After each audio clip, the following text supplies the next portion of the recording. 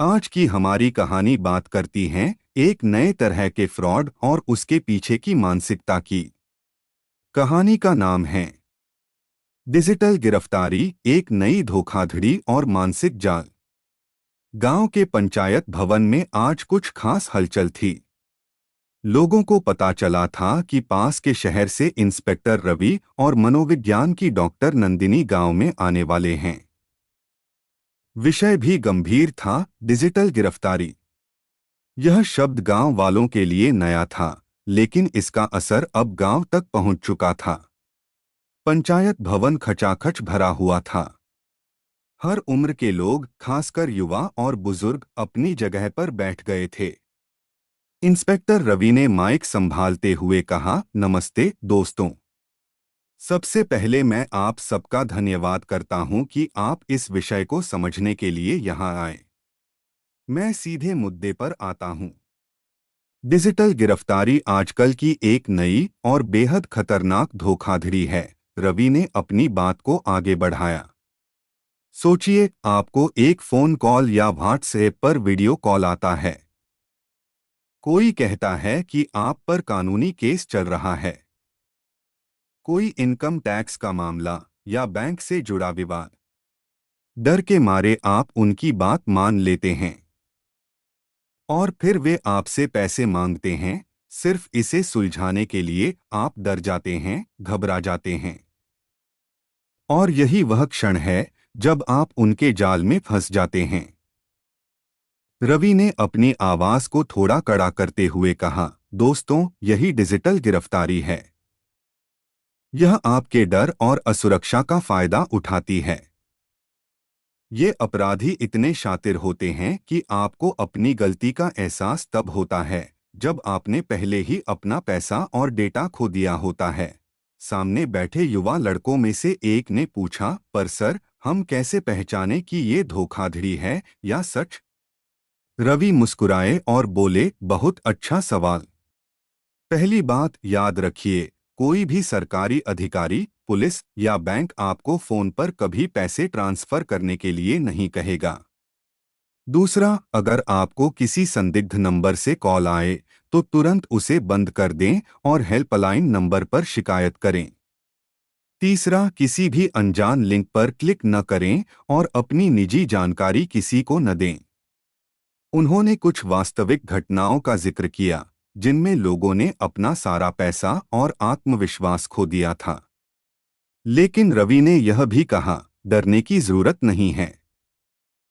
समझदारी और सतर्कता ही हमारी सबसे बड़ी सुरक्षा है। रवि के बाद डॉक्टर नंदिनी माइक पर आईं। उनकी आवाज में ममता और समझदारी थी। उन्होंने कहा, इंस्पेक्टर रवि ने आपको डिजिटल गिरफ्तारी के अपराध के बारे में बताया। अब मैं आपको इसके पीछे की मानसिकता समझाऊंगी। आखिर यह अपराधी हमारे दिमाग से खेलते कैसे हैं? सभी लोग डॉक्टर की बातों को ध्यान से सुनने लगे। जब हमें कोई ऐसी कॉल आती है जो हमें डराती है, तो हमारे दिमाग में फाइट और फ्लाइट की स्थिति पैदा हो जाती है। यानी या तो हम उससे लड़ते हैं या फिर उससे भागने की कोशिश करते हैं। लेकिन इन अपराधियों का असली खेल यहीं शुरू होता है। वे आपकी घबराहट को बढ़ाते हैं। आपको ऐसा लगता है कि अगर आपने तुरंत जवाब नहीं दिया तो आपकी जिंदगी बर्बाद हो जाएगी। उन्होंने एक किस्सा सुनाया, पिछले महीने एक व्यक्ति मेरे पास आया। वह बेहद घबराया हुआ था। उसे एक कॉल आया था जिसमें कहा गया था कि उसका बैंक खाता बंद होने वाला है। उस डर में उसने कॉलर को अपना बैंक पासवर्ड दे दिया। नतीजा, उसका खाता खाली हो गया। जब वह मेरे पास आया तो उसकी मानसिक हालत खराब हो चुकी थी। उसे लग रहा था कि यह उसकी गलती है। लेकिन यह उसकी गलती नहीं थी, बल्कि उसकी घबराहट का फायदा उठाया गया था। डॉक्टर नंदिनी ने समझाया, इन अपराधों से बचने के लिए सबसे जरूरी है मानसिक शांति। जब भी आपको ऐसा कोई कॉल आए, गहरी सांस लें। खुद से कहें, यह एक धोखा हो सकता है। मुझे सोचने का समय चाहिए, और फिर बिना किसी जल्दबाजी के उस कॉल को बंद करें। डर के बजाय तर्क से काम लें। इंस्पेक्टर रवि और डॉक्टर नंदिनी की बातें सुनने के बाद पंचायत भवन में बैठे सभी लोगों के चेहरे पर जागरूकता साफ झलक रही थी। अंत में रवि ने कहा, डिजिटल युग में हमें सतर्क रहना होगा। यह जानकारी जितनी आप तक सीमित नहीं होनी चाहिए, इसे अपने परिवार, दोस्तों और पूरे गांव तक पहुंचाइए, ताकि कोई और इस जाल में न फंसे। डॉक्टर नंदिनी ने जोड़ा, याद रखें, आपका मानसिक स्वास्थ्य भी उतना ही जरूरी है जितना शारीरिक स्वास्थ्य।